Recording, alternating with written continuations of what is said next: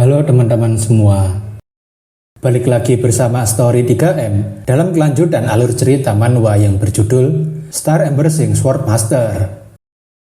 Baiklah, langsung saja kita masuk ke dalam alur ceritanya. Pada chapter sebelumnya, Vlad yang melihat wajah Harven tampak putus asa memutuskan untuk mengangkat pedangnya. Vlad yang tidak terima Harven direndahkan hanya karena dia cacat dan berasal dari gang belakang, tentunya akan menunjukkan pada mereka semua. Harven tentunya meminta supaya Vlad tidak gegabah, tetapi sayangnya semua itu tidak berguna karena Vlad akan selalu melakukan apa yang seharusnya dia lakukan. Di luar kantornya Harven, tampaknya semua orang sedang melakukan aktivitasnya masing-masing dan berjalan tampak normal. Namun tak lama kemudian, sebuah ledakan yang sangat kuat terdengar di dalam kantornya Harven hingga membuat semua orang sangat terkejut. Orang-orang yang berada di sana tentunya menanyakan apa yang sedang terjadi, tetapi beberapa orang mengatakan sebaiknya mereka menjauh dari sana. Seseorang menanyakan apakah kantor mereka sedang diserang, tapi bukankah di sana itu adalah markasnya Kapten Hover? Beberapa orang kemudian datang sembari mengatakan agar mereka segera menyingkir dari hadapannya dan tidak menghalangi jalan mereka.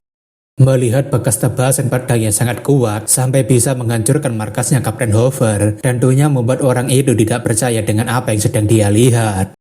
Orang itu kemudian menyuruh seseorang segera memanggil bos mereka beserta dengan semua anggota yang ada, dan orang itu mengatakan baiklah. Pria itu berpikir jika si gila uang atau Jack telah mati dan akhirnya mereka bisa bernafas lega, tapi kenapa juga hal seperti ini bisa terjadi dan memangnya siapa orang itu? Di dalam kantornya, Harven tampaknya masih terlalu terkejut dengan tindakannya Vlad yang telah menghancurkan tempatnya. Harven berteriak, "Hei brengsek, apa-apaan yang sedang kau lakukan dengan kantornya ini?" Tapi Vlad mengatakan dirinya hanya ingin menunjukkannya. Vlad memberitahu jika para berdebah sialan ini telah perlahan mengikis mimpinya hingga kering, jadi dirinya akan membuat mereka semua membayarnya. Tembok menyedihkan yang menghalanginya dari sungai, mereka mengurung Harven sampai sekian lamanya, sampai dia lupa kemampuannya yang sebenarnya. Kalau Harven tidak bisa melakukannya agar terbebas dari kekangan mereka, maka dirinya akan dengan senang hati menyingkirkan mereka untuknya. Sama seperti saat itu, ketika dia melakukan hal yang sama untuknya, memberikannya sebuah rumah dan juga kehangatan dari dinginnya dan juga kejamnya dunia ini. Vlad tidak akan pernah lupa dengan kebaikan Harven yang selalu menjaganya agar dirinya tidak dilahap oleh kegelapan dari gang belakang. Harven adalah alasan kenapa Vlad selalu memiliki tujuan untuk dicapai agar suatu hari nanti dirinya bisa menggapai bintang yang paling bersinar itu. Tanpa memperdulikan apakah serangannya akan mengenai orang bersalah atau tidak, yang jelas tujuannya Vlad saat ini adalah menghancurkan sangkar yang telah mengurung Harven. Semua orang yang berada di sana tentunya hanya bisa terkejut dengan pemandangan tersebut tanpa bisa berkata apapun. Terlebih lagi ketika melihat tatapan mata Vlad, semua orang yang berada di sana hanya bisa merinding karena itu adalah tatapan seekor pemangsa. Semua orang di sana hanya bisa terdiam menyaksikan Vlad yang menghancurkan markasnya Kapten Hover seorang diri. Vlad mengatakan agar dia melihatnya dengan baik-baik jika inilah dunia yang selama ini dia inginkan dan dirinya tahu kalau dia bisa melakukannya. Melihat lautan yang sangat luas dan begitu indah, Harven hanya bisa terdiam seolah-olah dirinya melupakan apa itu yang terpenting. Sebuah dunia yang sangat luas, di mana dirinya bisa pergi kemanapun tanpa adanya yang menghalanginya, dan tempat itu sekali lagi menunjukkan kebebasannya. Harven tentunya berterima kasih pada Vlad karena akhirnya dirinya bisa melihat impiannya sekali lagi setelah sekian lama. Malam harinya setelah Vlad mengobrak-abrik markasnya Kapten Hover, Harven mengatakan menjadi seorang kesatria ada banyak sekali keuntungannya. Harven tidak menyangka meskipun dia sudah menghancurkan markasnya dan membawa salah satu dari orang mereka untuk keluar, Kapten Hover malah memberikannya sebuah hadiah sebelum pergi. Vlad menanyakan apakah hadiah yang dimaksud itu adalah Kapten Ki ini, bukankah mereka memberikannya padanya agar dirinya meminumnya sampai mati. Harven mengatakan meskipun tempat ini memang mengikis mimpinya, tetapi dirinya merasa aneh sudah pergi meninggalkan mereka.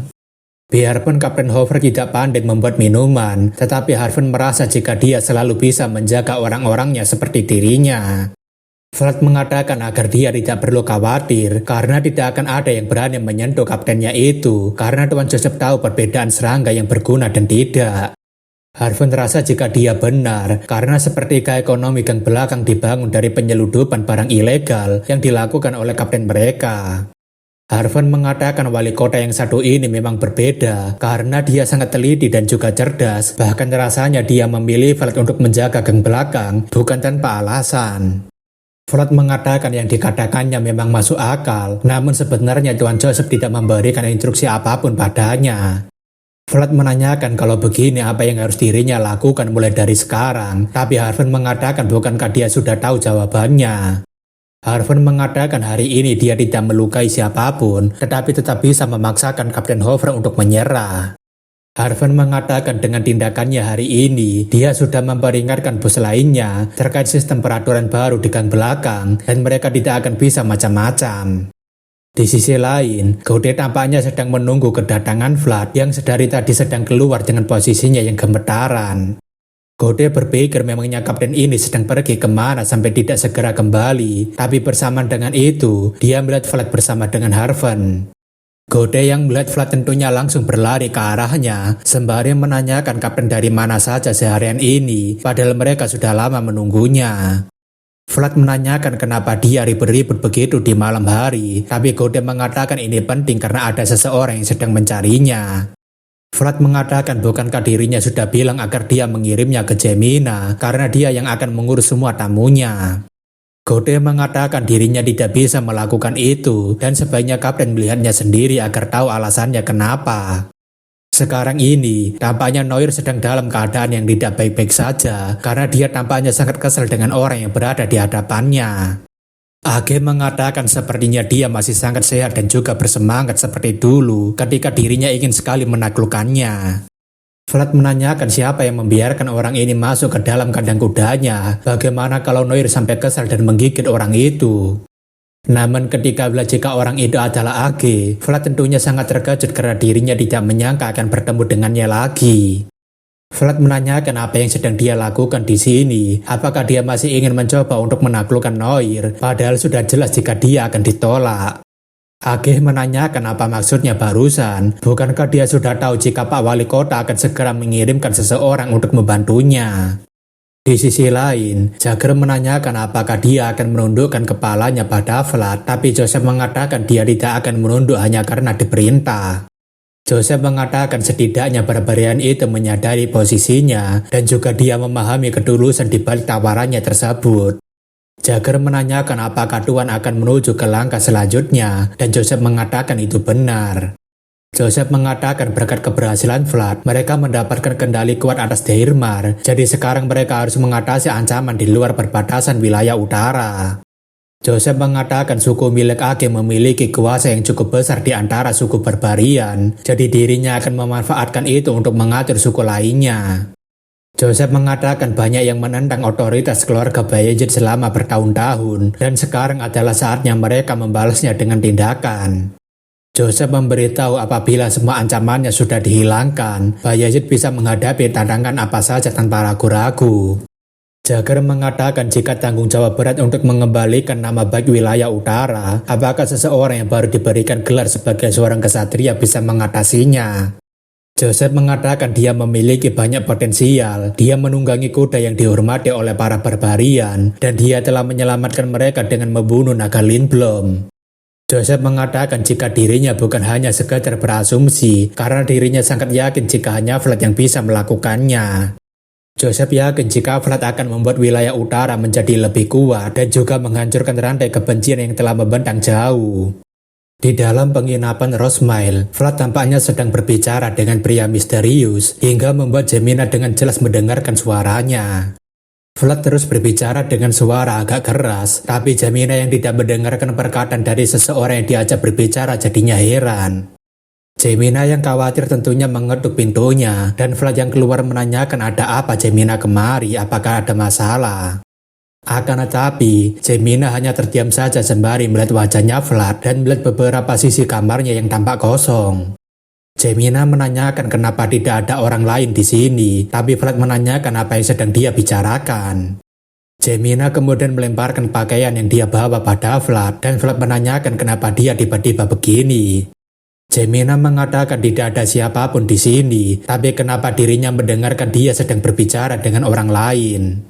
Jemina menanyakan apakah dia tadi sedang berbicara dengan hantu, tapi Vlad mengatakan tidak dan dirinya tidak bisa memanggilnya sebagai hantu. Jemina tentunya berpikir ini sungguh aneh, padahal dirinya yakin mendengarkan Vlad berbicara cukup keras dengan seseorang. Jemina kemudian meminta Vlad agar dia mengganti kamarnya, dan Vlad menanyakan kenapa dirinya harus berganti kamar. Jemina mengatakan agar Vlad segera pergi ke kamar yang berada di ujung lorong, tetapi dalam pikirannya, Jemina tidak bisa membiarkan orang lain melihat sisi Vlad yang seperti itu. Jemina tentunya beralasan jika dirinya akan segera pindah ke kamar yang berada di dekat ujung lorong, jadi akan lebih mudah bagi dirinya untuk membantunya. Vlad berpikir jika Jemina selalu menjadi rekan dalam kesulitan demi dirinya, bahkan ketika dirinya tidak memiliki apapun. Saat dirinya berada di gang belakang dengan pakaian yang lusuh, atau saat dirinya bersinar mengenakan armor kesatria, Jemina selalu khawatir padanya. Namun sampai sekarang, Vlad masih belum bisa memberikan apapun yang pantas untuk Jemina, padahal dia adalah orang yang selalu berada di sisinya. Jemina mengatakan jika dirinya hanya ingin memberitahukan itu padanya, dan jangan lupa jika Vlad juga harus mengunjungi gereja. Jemina memberitahu kalau dia akan melakukan perjalanan jauh atau apapun itu, dia harus memberitahunya dulu agar dirinya tidak mencarinya. Vlad kemudian menanyakan apakah Jemina tidak membutuhkan sesuatu dari dirinya, tetapi Jemina mengatakan memangnya apa yang dia ingin katakan. Vlad mengatakan kalau dia menginginkan sesuatu, dirinya akan membelikannya untuknya, dan Jemina menanyakan apakah dia serius.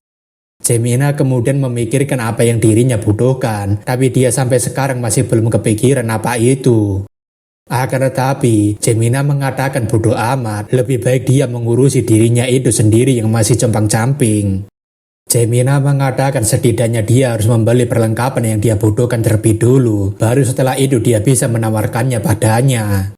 Vlad mengatakan dirinya hanya ingin menawarkannya selagi sempat, tetapi Jemina langsung pergi begitu saja tanpa membalasnya. Vlad berpikir sepertinya Jemina masih sama seperti dulu, jadi mungkin dirinya lain kali harus memberikannya sebuah hadiah.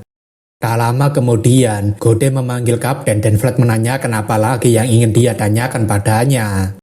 Gode mengatakan jika persiapan yang dia minta sudah dirinya lakukan, jadi mereka bisa melakukannya kapanpun. Vlad mengatakan baguslah kalau begitu, jadi sebaiknya mereka segera pergi dan membereskan mereka semua. Tempat yang sedang dikunjungi oleh Vlad saat ini adalah tempat perjudian gang belakang, di mana dia harus membereskan sesuatu yang mencurigakan.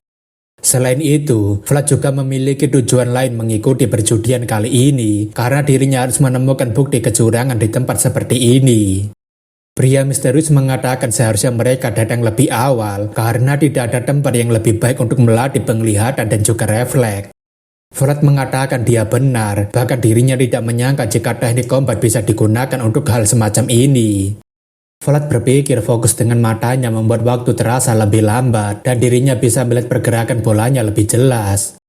Akan tetapi ketika melihatnya dengan jelas, Vlad melihat bola tersebut bergerak tidak sesuai dengan urutannya dan pria misterius mengatakan jika itu gerakan di luar prediksi.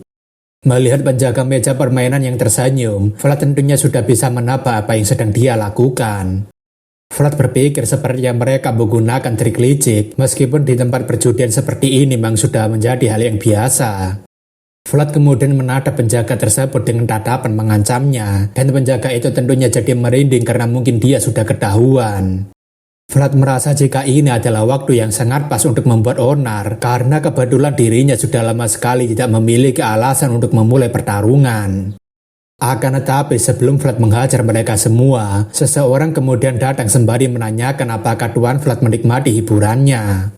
Si kacamata mengatakan jika dia mengatakannya lebih awal tentang kedatangannya, maka mereka bisa memberikannya sambutan yang lebih baik. Vlad menanyakan apakah maksudnya dirinya harus memiliki izin darinya untuk berada di sini, tapi si kacamata mengatakan tidak. Si kacamata mengatakan sekarang mereka akan mengantarkannya ke lantai atas untuk bertemu dengan bos mereka karena dia sudah menunggunya di sana. Vlad mengatakan apakah maksudnya dia sedang duduk nyaman di kursinya dan menyuruh dirinya untuk segera naik ke atas sana sambil menunduk. Vlad yang merasa seperti diperintah tentunya mengatakan, apakah dia pikir dirinya ini masih tetap seperti seorang bocah ingusan dari gang belakang seperti mereka. Si kacamata tentunya jadi merinding ketakutan dengan tatapan mata Vlad yang sangat mengintimidasinya. Akan tetapi, seorang preman sewaan mengatakan meskipun dia ini adalah seorang kesatria, bukankah ada batasan seberapa lancang dia boleh bersikap. Namun sebelum preman itu selesai berbicara, seseorang langsung menendangnya dengan sangat keras sembari mengatakan jika dia menghalangi pemandangannya. Gode mengatakan apakah dia tidak bisa melihat jika kesatria ini sedang menjalankan tugas resminya untuk melakukan patroli di gang belakang.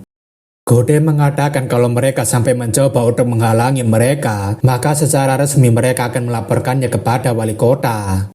Age menanyakan apakah dirinya boleh membunuh mereka semua. Sepertinya juga tidak akan ada masalah jika mereka melakukannya pada mereka. Si kacamata tentunya makin terkejut karena ada seorang barbarian yang datang kemari, dan memangnya sejak kapan suara kedatangan seorang barbarian. Vlad mengatakan dirinya akan memberikannya mereka waktu 1 menit untuk membawa bos mereka kemari, karena mulai sekarang tempat judi ini akan ditutup. Si kacamata itu mengatakan dia tidak boleh asal menutupnya, tapi Vlad mengatakan dirinya benci mengulangi perkataannya. Vlad mengatakan kalau mereka masih membantahnya, maka bawakanlah buku transaksi mereka dan mari kita lihat apakah mereka melakukannya dengan baik atau tidak. Setelah beberapa saat, Gregory mendatangi Vlad sembari mengatakan belakangan ini dia menjadi topik pembicaraan. Gregory mengatakan katanya dia telah berhasil menghapus total 2 organisasi di gang belakang dan Vlad mengatakan sudah lama sekali mereka tidak berjumpa. Gregory mengatakan dirinya membawakannya jamuan kebanggaan keluarga Connor karena dirinya mendengar dari Portilli jika dia sangat menyukainya.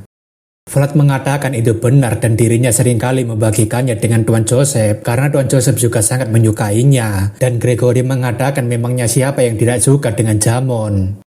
Vlad mengatakan terima kasih jadi dirinya nanti akan menikmatinya, tetapi dirinya ingin tahu kenapa dia memberikannya padanya. Vlad mengatakan pasti ada sesuatu yang ingin dia minta darinya, dan Gregory mengatakan sepertinya tujuannya terlalu mudah untuk ditebak. Gregory mengatakan ini berkaitan dengan wilayah yang dia jaga, dan dirinya akan terlihat memiliki agenda pribadi jika menangani ini di depan umum. Vlad mengatakan tidak masalah, jadi katakan apa saja yang bisa dirinya bantu. Gregory mengatakan ini berkaitan dengan Black Bear, bos yang menjalankan perdagangan daging di gang belakang, tapi sebenarnya dia memiliki identitas yang cukup mencurigakan. Terlebih lagi, dia berkaitan dengan insiden penculikan sebelumnya, jadi apakah dia mau menjatuhkan orang itu bersama dengannya? Vlad sekarang paham yang dimaksud dengan agenda pribadi itu, karena Tuan Gregory ingin menguatkan pengaruh keluarga Connor di dalam industri perdagingan. Belum lagi, insiden ini melibatkan wilayah patrolinya, jadi mereka berdua bisa mendapatkan kontribusi melalui Black Bear. Vlad kemudian menanyakan apakah mereka akan memberi mereka peringatan atau mereka akan menaklukkan mereka. Gregory mengatakan jika memberi peringatan saja pada mereka, bukankah itu artinya jika mereka terlalu lunak pada mereka? Vlad mengatakan kalau begitu berarti bagus, karena dirinya juga sebenarnya berencana untuk mengatasi dia setelah melakukan penculikan dan juga penjualan manusia tersebut. Gregory mengatakan kalau begitu dirinya akan berkoordinasi dengan pasukannya dan mereka mungkin akan memulainya dalam waktu 2-3 hari lagi. Gregory mengatakan kalau dia membutuhkan bantuannya, maka dia tidak perlu sungkan-sungkan untuk mampir ke tempatnya. Vlad mengatakan kalau begitu sebelum pergi, apakah dia bisa memberikannya 1 botol whisky, dan Gregory menanyakan apakah dia suka minuman itu. Vlad mengatakan sebenarnya dirinya memiliki seseorang yang harus segera dirinya bujuk, dan dia itu sangat menyukai alkohol. Malam harinya setelah cukup lama tidak menemui orang itu, Vlad akhirnya mampir ke tempatnya Pak Tua, tetapi pintunya tertutup dan tidak ada suara apapun di sana. Vlad kemudian mengetuk pintunya berulang kali sambil menanyakan apakah kakek berada di dalam sana, tapi tidak ada jawaban sama sekali. Vlad pada akhirnya memutuskan untuk masuk saja ke dalam sana karena pintunya juga tidak terkunci, tetapi dia tidak menemukan adanya tanda-tanda kehidupan. Vlad kemudian masuk sembari menanyakan apakah kakek berada di rumah, tetapi suasana bengkel tersebut terlalu sunyi, bahkan seperti tidak pernah dipakai lagi. Ketika Vlad sudah masuk lebih dalam, Vlad sangat tidak menyangka jika dirinya akan sangat terlambat untuk datang kemari. Tanpa adanya suara, tanpa adanya kehidupan, dan tanpa adanya seorang pun yang menemaninya, dia pergi tanpa sempat mengucapkan salam perpisahan. Vlad mengatakan dirinya sudah berjanji akan membawakannya daging dan juga minuman yang enak, tetapi dirinya sudah terlambat untuk datang kemari. Vlad kemudian sedikit termenung sembari melihat kakek yang memberikannya harapan untuk bisa meraih mimpinya tersebut. Vlad kemudian memberitahu jika dirinya kali ini akan mendatangi perbatasan wilayah utara, di mana tempat itu sangat dingin tapi juga sangat indah. Gunung-gunung berselimut salju dan menjulang begitu tinggi, seolah-olah akan merobek langit-langitnya, sebuah ladang putih yang membentang jauh sejauh mata memandang. Vlad mengatakan pedang yang dia berikan padanya selalu berada bersamanya, bahkan sampai di saat-saat terakhirnya. Vlad mengatakan sebenarnya dirinya ingin mengatakan banyak hal padanya, tetapi pada akhirnya hanya ada satu kalimat yang dirinya butuhkan. Vlad mengatakan dirinya sangat berterima kasih padanya karena dia sudah menyelamatkannya dan juga membukakan jalannya yang sangat lebar agar dirinya bisa mencapai titik yang sekarang. Pedang yang terlahir dari impian seorang pria tua, dan pedang itu disempurnakan oleh seorang anak yang menginginkan gemerlap bintang. Pedang yang pernah menunjukkan ketajamannya pada langit itu, pada akhirnya kembali ke dalam pelukan pria yang menciptakannya dengan cahaya yang lebih cemerlang daripada siapapun. Berkat pedang itulah, impian kakek tua ini berhasil terwujud sebelum kematiannya, dan anak itulah yang telah menyalakan api semangatnya sekali lagi sebelum kematiannya.